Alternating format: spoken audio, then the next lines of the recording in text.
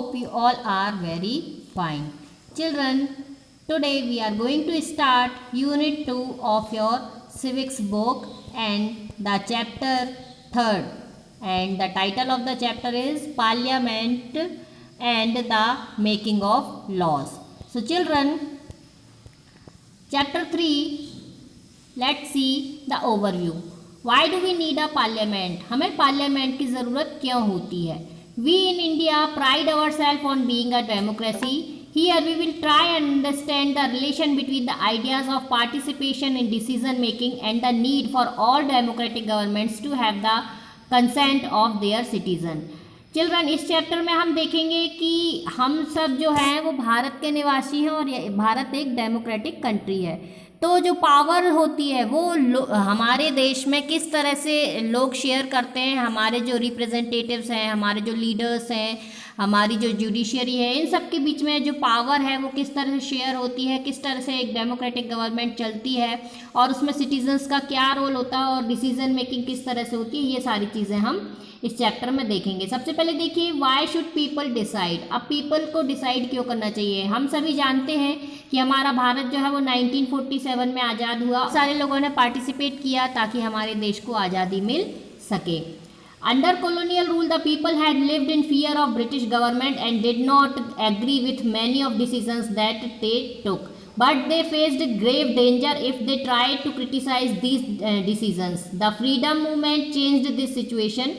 The nationalists began to openly criticize the British government and make demands. As far back as 1885, the Indian National Congress demanded that there be elected members in the legislature with a right to discuss the budget and ask questions. The Government of India Act 1909 allowed for some elected representations. While these early legislatures under the British government were in response to the growing demands of the nationalists, they did not allow for all adults to vote, nor could people participate in decision making. अब British government के समय में जब colonial rule था तो जो भारत की जनता थी बहुत डरी हुई रहती थी। उनके जो डिसीजंस होते थे उसके खिलाफ हम कुछ कर नहीं सकते थे, उसके खिलाफ कुछ हम आवाज़ नहीं उठा सकते थे, कुछ हम एक्शन नहीं ले सकते थे। लेकिन फिर उसके बाद जब नेशनलिज्म की भावना जागृत हुई, गांधी जी का समय आया, गांधी जी लीडर बने, तो धीरे धीरे जो ब्रिटिश गवर्नमेंट थी उनके सामने डिमांड रखी जाने लगी। इंडियन नेशनल कांग्रेस ने 1885 में डिमांड रखी कि जो पार्लियामेंट है वहाँ पर हमारे मेंबर्स रहेंगे लेजिस्लेचर के रूप में, और फिर वो हमें ये अधिकार होगा कि हम बजट में क्या हो रहा है उसके बारे में डिस्कस कर सकें और हमें क्वेश्चन पूछने का भी अधिकार होगा। तो गवर्नमेंट ऑफ इंडिया ने एक्ट 1909 में फिर परमिशन दे दी, अलाउ कर दिया कि इलेक्टेड रिप्रेजेंटेटिव्स जो है उनको अलाउ कर लिया जाएगा और ब्रिटिश गवर्नमेंट के अंडर में ही वो काम करेंगे। फिर धीरे धीरे जो नेशनलिस्ट थे उन्होंने डिमांड्स रखना शुरू की।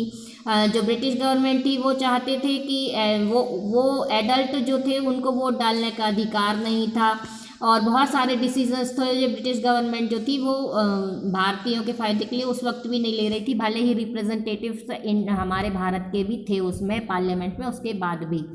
अब डिसीज़न मेकिंग जो था पार्टिसिपेट नहीं करने दे रहे थे हमारे लीडर्स को, तो जो लोग थे उन्होंने बहुत ज़्यादा अपोज किया हमारे जो लीडर्स थे और उसके बाद वो उन्हें राइट मिला कि वो जो है वो रिप्रेजेंटेटिव्स बन सकें। फिर उसके बाद हमारा देश आज़ाद हुआ और जब हमारा देश आज़ाद हुआ तो उसके बाद तो फिर हमारा कॉन्स्टिट्यूशन ही बन गया। तो चलिए हम पहले इसको रिकॉल कर लेते हैं जो हमने 6th और 7th में जो सोशल और पॉलिटिकल टेक्स्ट बुक में पढ़ा हुआ है, वहाँ एक एक्सरसाइज दी हुई है, इसके द्वारा पहले हम इसे रिकॉल कर लें कि कॉन्स्टिट्यूएंसी क्या है, रिप्रेजेंट क्या है, एमएलए क्या है, इस विधानसभा लोकसभा ये सब कैसे काम करते हैं, उसके बाद आगे हम चैप्टर को पढ़ेंगे।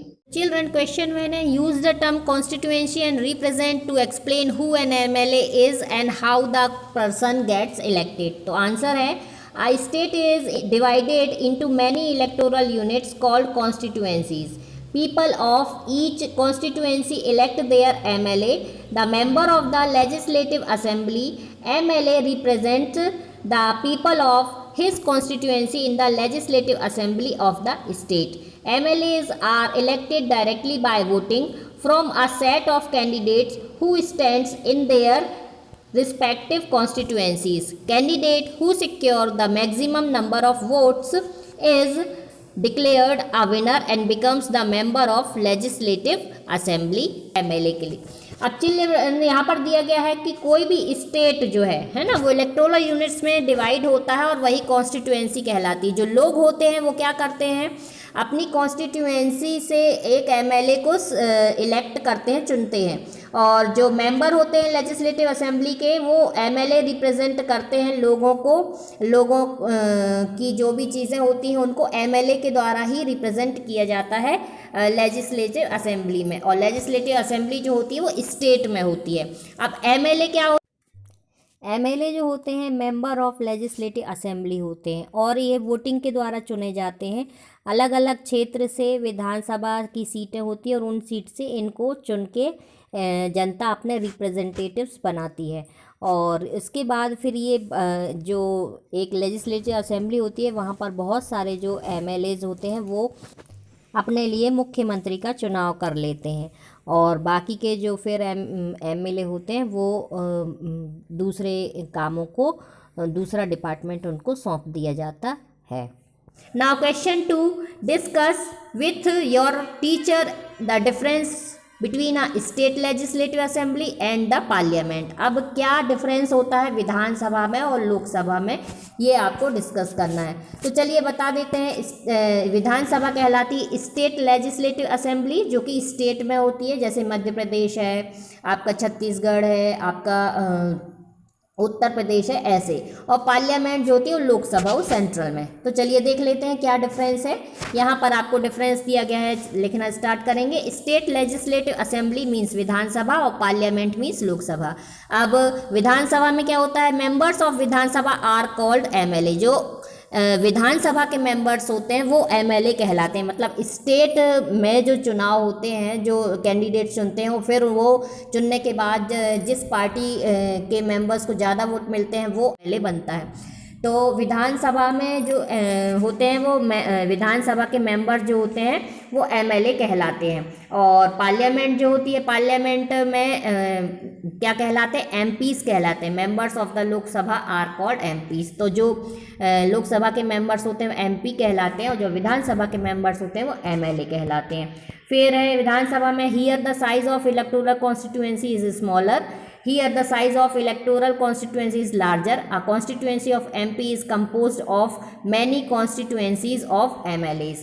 अब यहाँ पर स्मॉलर होती है इलेक्टोरल कॉन्स्टिट्यूएंसी और यहाँ पर बड़ी होती है। यहाँ पर बहुत सारी कॉन्स्टिट्यूएंसीज जो होती है एमएलए की वो मिल करके जो है वो इलेक्टोरल कॉन्स्टिट्यूएंसी यहाँ पर बनती है लोकसभा में।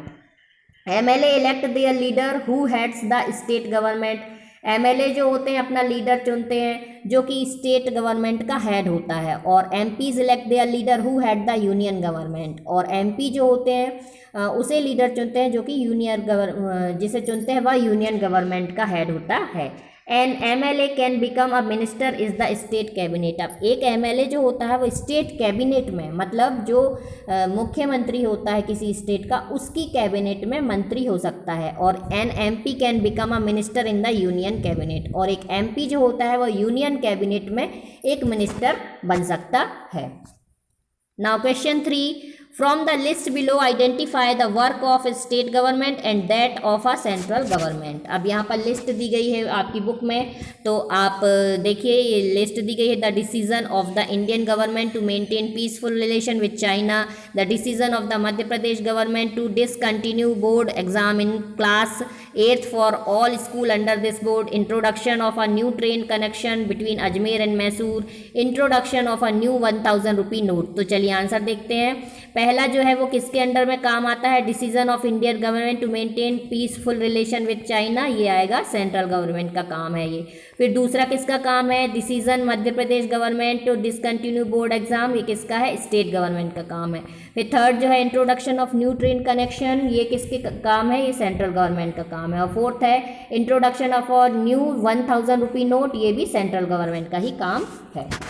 अब देखिए fill in the blanks, fourth में आपके फिल इन दी ब्लैंक्स दिए हुए हैं। Universal adult franchise, MLAs, representatives and directly. तो इसका फिल इन दी ब्लैंक्स जो आपका दिया हुआ है इसको फिल कर लेंगे आप। यहाँ मैं डायरेक्ट फिल करके बता दे रही हूँ। Democratic governments in our times are usually referred to as representative democracies. In representative democracies, people do not participate directly but instead choose their representatives through an election process. These MLAs meet and make decisions for the entire population. These days, a government cannot call itself democratic unless it allows what is known as universal adult franchise. This means that all adult citizens in the country are allowed to vote.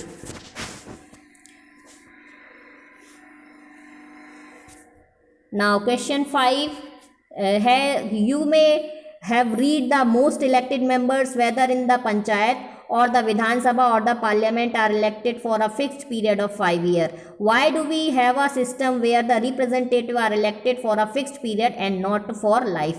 अब आपने सुना होगा, हमेशा ही सुनते हैं पंचायत के चुनाव में या विधानसभा के या लोकसभा के चुनाव में आप सुनते हैं कि जो गवर्नमेंट है जो भी जीतेगा वो 5 साल के लिए सरकार बनाएगा। तो आपको क्या लगता है कि ये सिस्टम जो है रिप्रेजेंटेटिव चुनने का ये सिर्फ फिक्स पीरियड के लिए क्यों होता है? मतलब सिर्फ 5 साल या कोई फिक्स पीरियड ऑफ टाइम के लिए क्यों होता है या लाइफ टाइम के लिए क्यों नहीं होता?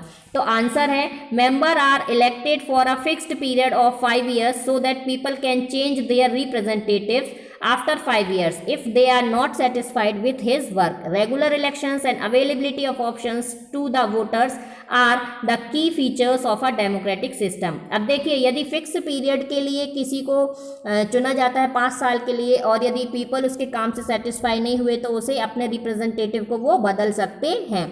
लेकिन क्योंकि समय समय पर इलेक्शन होते रहते हैं और उन्हें भी मालूम होता है जो रिप्रेजेंटेटिव होते हैं कि इलेक्शन होंगे तो जनता हमको हटा देगी, इसलिए उन्हें मजबूरी में जो काम है वो जनता की भलाई के लिए करने ही पड़ते हैं।